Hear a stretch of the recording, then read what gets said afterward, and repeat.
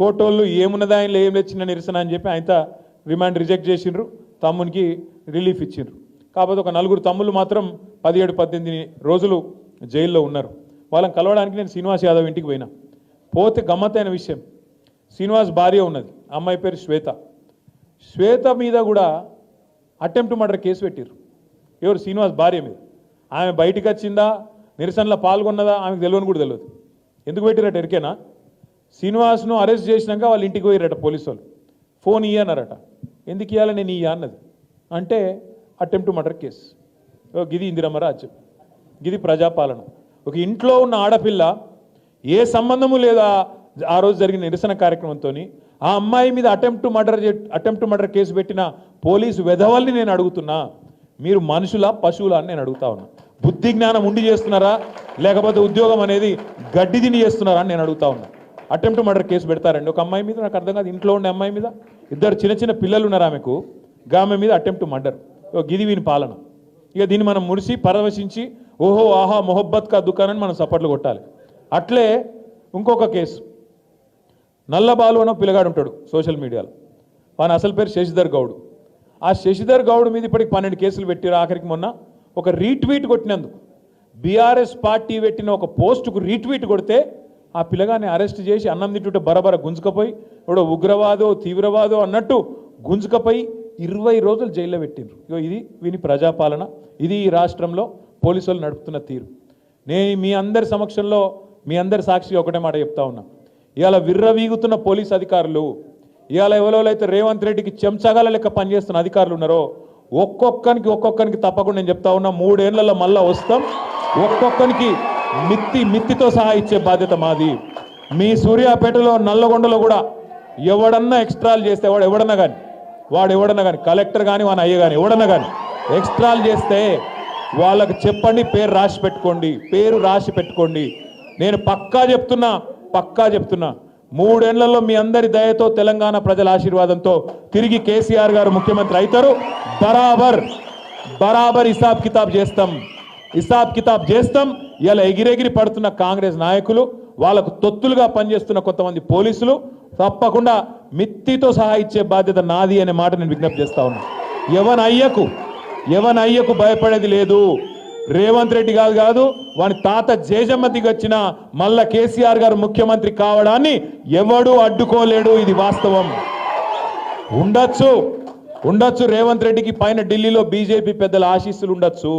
ఇలా కలిసిపోయినారు, ఇద్దరు మంచిగా కలిసి సంసారం చేస్తున్నారు ఈ రాష్ట్రంలో. కాంగ్రెస్ వాళ్ళు బీజేపీ వాళ్ళు చిల్లర రాజకీయం చేస్తున్నారు. నేను అడుగుతా ఉన్నా ఈరోజు బీజేపీ నాయకత్వాన్ని, ఏం అడ్డం వస్తుందయ్యా మీకు? ఏం అడ్డం వస్తుంది? ఈ ప్రధానమంత్రి నువ్వే వస్తావు ఇక్కడికి, ఏప్రిల్ 2024లో డైలాగులు కొడతావు. ఈ రాష్ట్రంలో ఆర్ఆర్ ట్యాక్స్ వసూలు చేస్తున్నారు, రాహుల్ రేవంత్ ట్యాక్స్ వసూలు చేస్తున్నారు, బిల్డర్లను కాంట్రాక్టర్లను మరి తోలు వలిచి వసూలు చేస్తున్నారని నువ్వే మాట్లాడుతావు. మాట్లాడి సంవత్సరంన్నర అయింది, ఎందుకు చర్యలు తీసుకుంటలేవు? సమాధానం చెప్తావా? అవినీతి పరుడు ఈ ముఖ్యమంత్రి అంటావు. నీ హోంమంత్రి వస్తాడు అమిత్ షా, ఈ రాష్ట్రం ఏటీఎంగా మారిపోయింది కాంగ్రెస్ పార్టీకి అని స్టేట్మెంట్ ఇస్తాడు. కానీ మరి ఏటీఎంలకి వెళ్ళి దొంగలు ఇష్టమైనట్టు గీక్కపోతుంటే ఏం చేస్తున్నావు హోంమంత్రి అని నేను అడుగుతా ఉన్నా కేంద్ర హోంమంత్రి గారిని. పొంగులేటి శ్రీనివాసరెడ్డి అని ఒక మంత్రి ఉంటాడు ఈ రాష్ట్రంలో. ఆ మంత్రి గారి ఇంటి మీద ఈడీ రైడ్ అవుతుంది. మీ టీవీలో స్క్రోలింగ్లు పెడతారు. 2 పెద్ద మిషన్లు పోయినాయి, నోట్లను లెక్క పెట్టే మిషన్లను. ఇంతవరకు 9 నెలలు అయింది. ఇటు ఈడీ ఓడి చెప్పాడు, అటు పొంగులేటి నోరిప్పాడు. ఏమైందిరా బాయ్, ఏం దొరికినాయి, ఎన్ని 100 కోట్లు దొరికినాయి అంటే వీడు చెప్పాడు, వాడు చెప్పాడు. ఈయనేమో తేలుగుట్టిన దొంగ, వాడు అంతకంటే పెద్ద లంగా.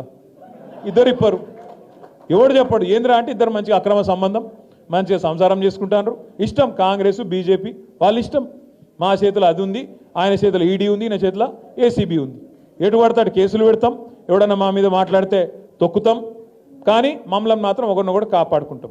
ఈరోజు మీరు చూసింటారు పేపర్లో, నేను దాదాపు 3 నెలల కిందే చెప్పిన కంచె గచ్చిబౌలి భూముల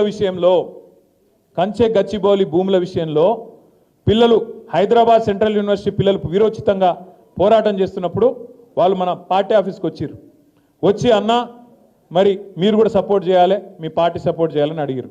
తప్పకుండా చేస్తాం, మీ పోరాటంలో న్యాయం ఉంది.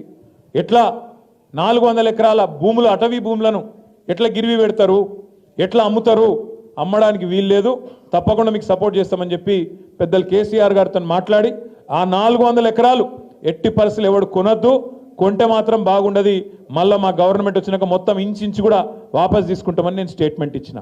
అదే రోజు నేను చెప్పిన ఈ మొత్తం భూముల అమ్మకము, ఈ మొత్తం భూములు గిరివి పెట్టి 10,000 కోట్లు ఏదైతే దొంగతనంగా తెచ్చిండ్రో, అలా 2 చెరువులు ఉంటే చెరువులను కూడా తాకట్టు పెట్టి తెచ్చిండ్రో, ఈ లుచ్చా పని వెనకాల ఉన్నాడు ఒక బీజేపీ ఎంపీ అని చెప్పిన. పేరు చెప్పురు సార్ అని మొత్తం ప్రెస్ వాళ్ళు అడిగారు. నేను పేరు చెప్పా, వాడు దొంగ, ఇప్పుడు దొంగతనం సగంలో ఉన్నాడు, దొంగతనం అయినాక మీకు చెప్తా అని చెప్పిన. దొంగ నిన్న బయటపడ్డాడు.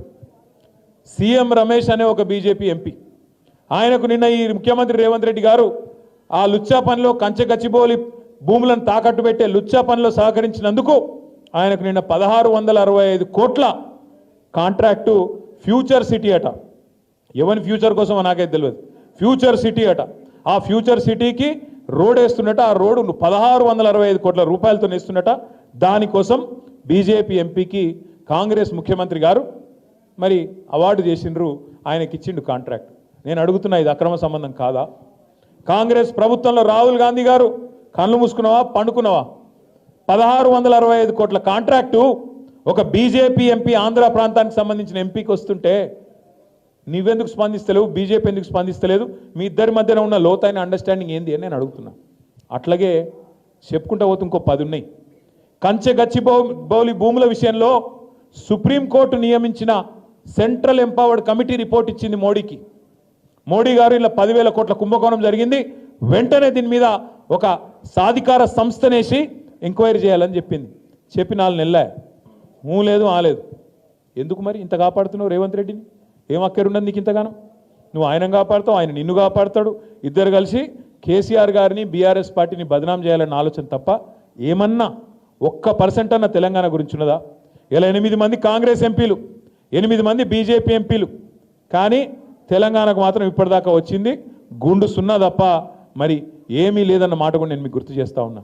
దయచేసి నేను మిమ్మల్ని కోరేది ఒకటే, మనమే కొట్లాడాలి, మనమే మాట్లాడాలి, మనమే ఒక్కొక్కరం ఒక కేసీఆర్ లెక్క రేపటి రోజున ఊళ్ళలో స్థానిక సంస్థల ఎన్నికల్లో పట్టుబట్టి కాంగ్రెస్ను, బీజేపీని ఎక్కడికక్కడ డిపాజిట్లు జప్తయ్యే విధంగా మీరే కష్టపడాలని చెప్పి కూడా నేను విజ్ఞప్తి చేస్తా ఉన్నా.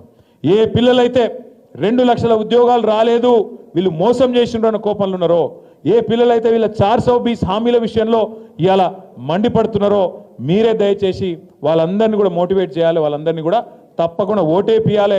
వాళ్ళతో పాటు వాళ్ళ ఇంట్లోలను కూడా మళ్ళీ మనం కేసీఆర్ గారి నాయకత్వమే ఈ రాష్ట్రానికి శ్రీరామ రక్ష, గులాబీ జెండానే మనకెన్నటికైనా శ్రీరామ రక్ష అనే మాటను తప్పకుండా మన ఇంటోళ్ళకు కూడా సంజాయించి బుదిరకిచ్చి తప్పకుండా ఏ దగుల్బాజీల చేతుల్లో ఇవాళ రాష్ట్రం ఇరుక్కుందో వాళ్ళ చేతుల నుంచి మళ్ళీ తిరిగి రాష్ట్రాన్ని కేసీఆర్ గారి చేతిలో పెట్టేదాకా అందరం కూడా మీరు మేము అందరం కూడా కలిసి కష్టపడదాం, ముందుకు పోదాం. ఇంత రాత్రైనా ఇంత ఓపికగా ఉన్న మీ అందరికి కూడా పేరు పేరున మళ్ళొకసారి తల వంచి నమస్కారం తెలియజేసుకుంటూ జై తెలంగాణ.